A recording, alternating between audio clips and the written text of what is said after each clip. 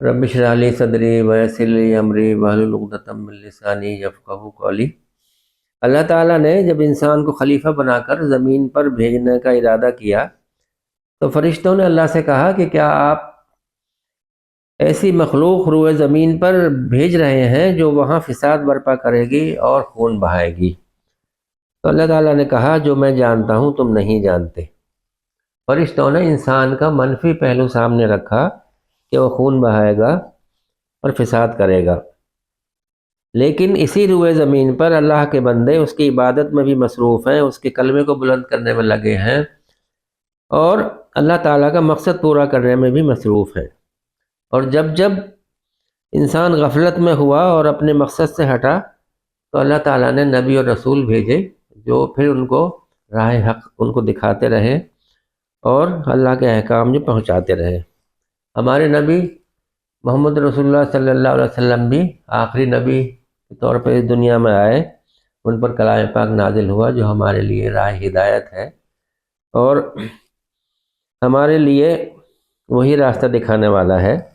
آپ صلی اللہ علیہ وسلم نے بہت تکلیفیں اٹھا کر یہ دین ہم کو پہنچایا اور ہمیں اس پر جمے رہنا ہے۔ انسان کے وجود میں اللہ تعالیٰ نے ایک نفس رکھا ہے۔ اللہ رب العزت نے اس کو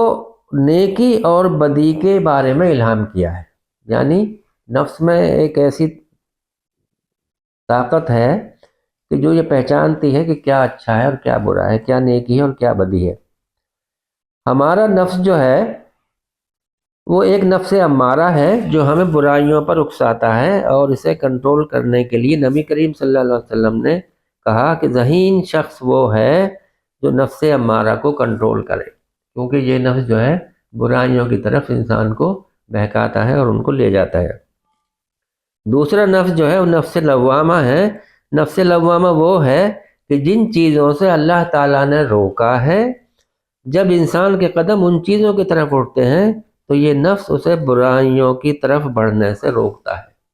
یہ نفس برائیوں کی طرف بڑھنے سے روکتا ہے اور بھلائیاں کی طرف جو ہے وہ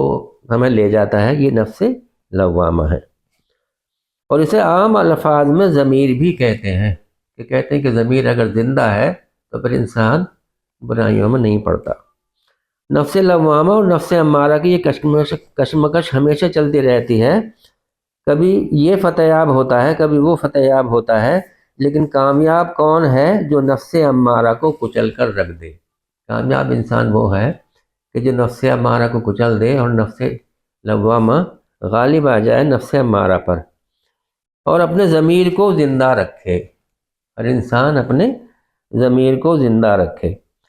جب انسان نفس امارہ کو کچل دیتا ہے تو اس کا نفس مطمئنہ کے زمرے میں آ جاتا ہے۔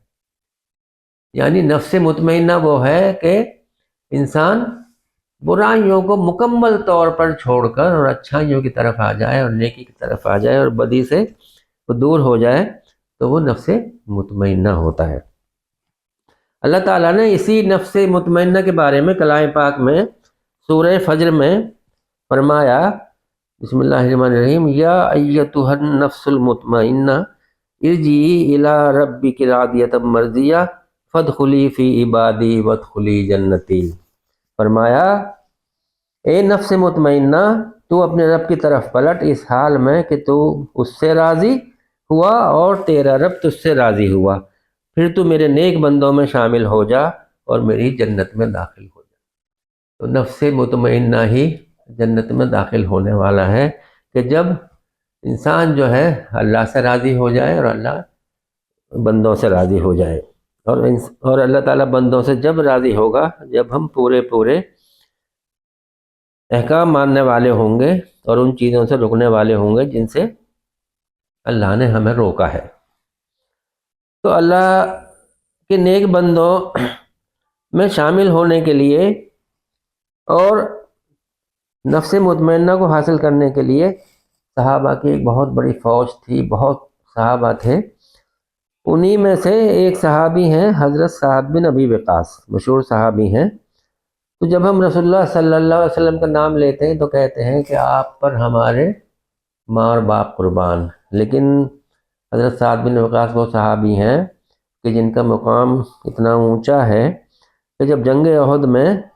جنگ کا پانسا پلٹ گیا اور جیت ہار میں تبدیل ہو رہی تھی تو سعد بن ابی وقاص دشمنوں کو رسول اللہ صلی اللہ علیہ وسلم سے دور رکھنے کے لیے اپنے ترکش سے تیر نکال کر چلا رہے تھے۔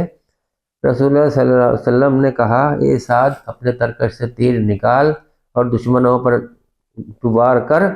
تیرے اوپر ہمارے ماں باپ قربان۔ آپ صلی اللہ علیہ وسلم نے کہا تھا کہ تیرے اوپر ہمارے ماں باپ قربان، یہ تھا ان کا مقام، اور انہوں نے بہت سی فتوحات ان کو ملی ان جنگوں میں۔ ایران کی آتش پرستوں کی سلطنت بھی فتح ہوئی، بہت سے غزوات میں وہ شامل ہوئے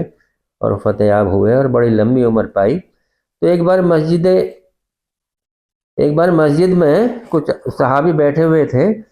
ان سے معلوم کیا گیا آپ نبی کریم کے ساتھ رہے، بہت جنگوں میں شامل رہے، کوئی ایسی بات بتائیے جو آپ کے لیے یادگار ہو۔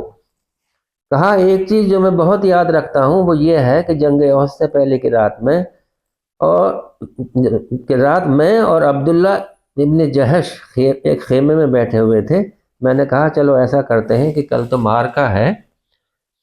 اور ہم اللہ کے سامنے گڑ گڑاتے ہیں اور دعا کرتے ہیں، میری دعا پر تم آمین کہنا اور تمہاری دعا پر میں آمین کہوں گا۔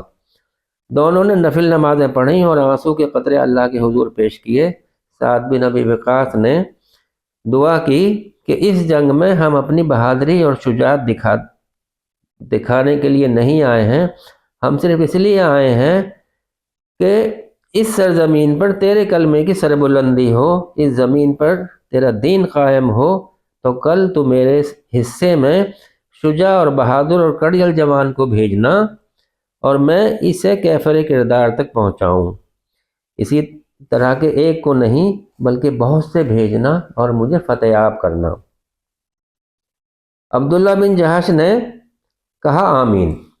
پھر عبداللہ بن جہش نے بھی دعا مانگی کہ میری یہ دعا ہے کہ کل میرے مقابلے میں بہت سخت جان اور کڑیل جوان کو بھیجنا، مگر میری یہ خواہش ہے کہ میں شہید ہو جاؤں اور تیرے راستے میں میرے ناک کان بھی کاٹے جائیں۔ حضرت سعد بن ابی وقاص فرماتے ہیں کہ جب جنگ احد کے میدان میں شہیدوں کو دیکھا گیا تو دیکھا کہ حضرت حمزہ کی لاش پڑی ہے جس کا مسئلہ کیا گیا تھا، اور ان کے برابر میں ہی عبداللہ بن جہش کی لاش بھی پڑی ہے جن کے ناک کان کاٹے گئے۔ حضرت سعد بن وقاص فرماتے ہیں، اس وقت میں نے کہا، اے عبداللہ تمہاری دعا میری دعا سے بہتر تھی اور تمہاری قسمت میری قسمت سے بہتر ہے۔ جب نفس مطمئنہ اس درجے کو پہنچ جاتی ہے،